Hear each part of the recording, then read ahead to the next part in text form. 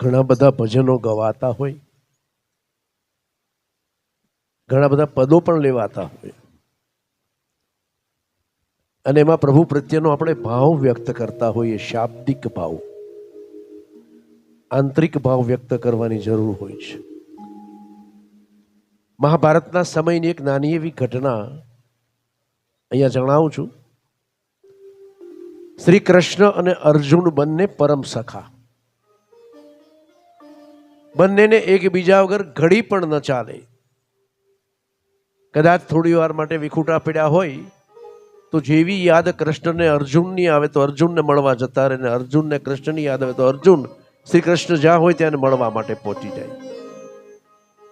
અને દ્વારિકા નગરીમાં આવો જ એક સરસ મજાનો પ્રસંગ ચાલે છે. અને એ વખતે બરાબર મહોત્સવ ઉજવાઈ રહ્યો છે, માનવ મહેરામણ ઉમટ્યું છે. અને એ પળે બરાબર શ્રી કૃષ્ણને અર્જુનની યાદ આવી, એટલે અર્જુનને મળવા માટે એ પ્રસંગ છોડીને નીકળી ગયા. થોડી વાર થઈ ત્યાં અર્જુન સ્નાન કરીને બહાર નીકળેલા અને હજુ સૂતેલા, એટલે એને ડિસ્ટર્બ ન થાય એટલા માટે અર્જુન એમના મસ્તક પાસે બેસી ગયા અને એના ભીના થયેલા વાળ સૂકવવા માટે, કોરા કરવા માટે બેસી ગયા, જેથી કરીને વાળ કોરા થાય ને પછી અર્જુન સાથે પ્રેમાલાપ કરું. પણ અહીંયા રૂક્ષ્મણીજી ચિંતામાં, એમના કૃષ્ણ વગર કામ અટક્યું, જોવે છે ચારે બાજુ ક્યાંય દેખાયા નહીં. ત્યારે રૂક્ષ્મણીજી ગુસ્સામાં લાલ ગુમ થઈ ગયા, મનમાં બોલ્યા બીજે ક્યાંય નહીં હોય, આવો પ્રસંગ છોડીને એને બીજું કામ ક્યાં છે, અર્જુનને ઘરે જઈને બેઠા હશે. એટલે ગુસ્સે થતા થતા અર્જુનને બોલાવવા અર્જુનના નિવાસસ્થાને આવ્યા.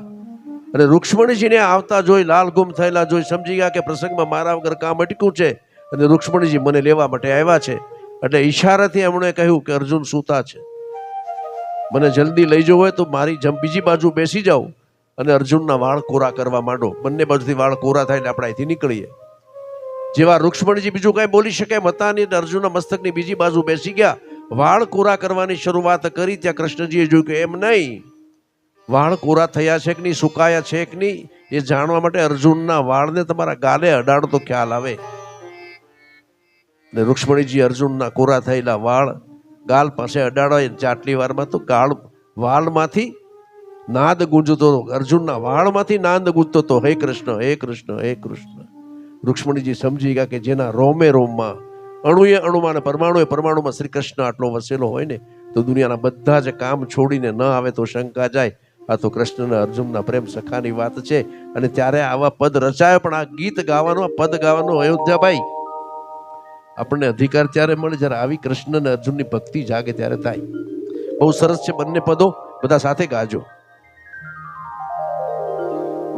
શ્રીનાથજીનું જે ધ્યાન ધરે, શ્રીજી તેના સૌ કષ્ટ હરે.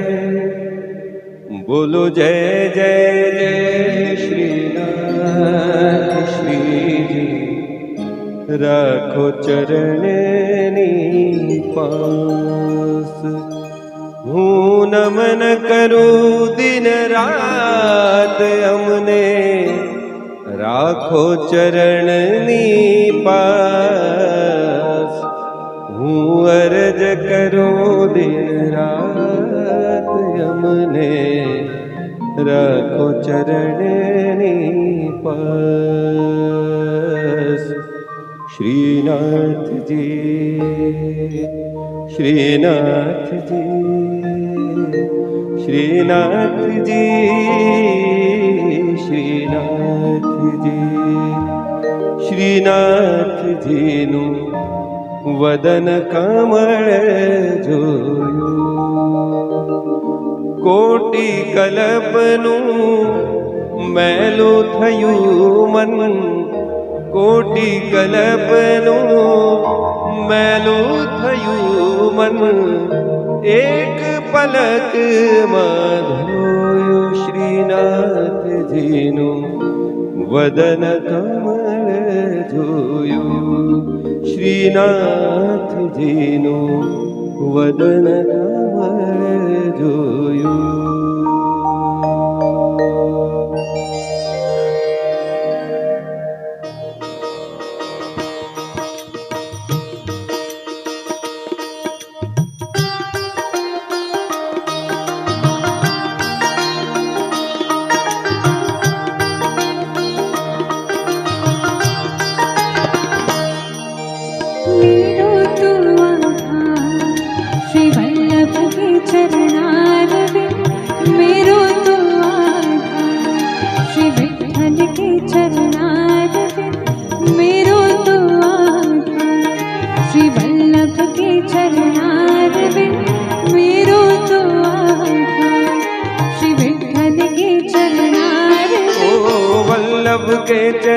चरणारविंद श्री विठ्ठल के चरणारविंद वल्लभ के चरणारविंद श्री विठ्ठल के चरणारविंद मेरो तो आधार श्री वल्लभ के चरणारविंद मेरो तो आधार श्री विठ्ठल के चरणारविंद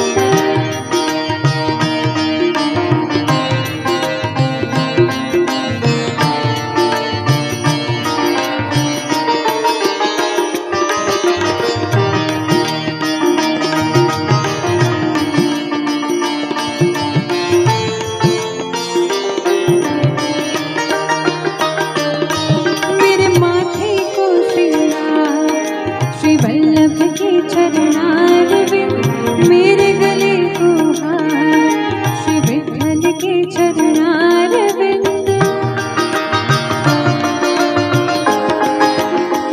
ओ मेरे माथे को श्रृंगार श्री वल्लभ के चरणारविंद मेरे गले को हार श्री विठ्ठल के चरणारविंद विठ्ठल के चरणारविंद श्री वल्लभ के चरणारविंद वल्लभ के चरणारविंद श्री विठ्ठल के चरणारविंद मेरो तो आधार श्री वल्लभ के चरणारविंद मेरो तो आधार श्री विठ्ठल के चरणारविंद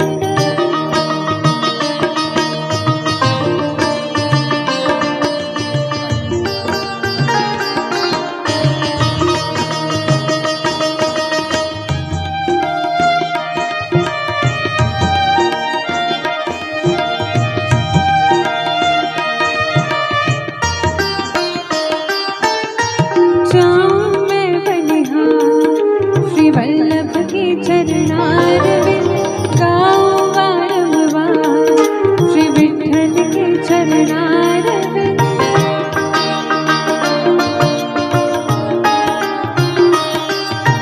जाऊं मैं बलिहार श्री वल्लभ के चरणारविंद गाऊं बारंबार श्री विठ्ठल के चरणारविंद ओ वल्लभ के चरणारविंद श्री विठ्ठल के चरणारविंद वल्लभ के चरणारविंद श्री विठ्ठल के चरणारविंद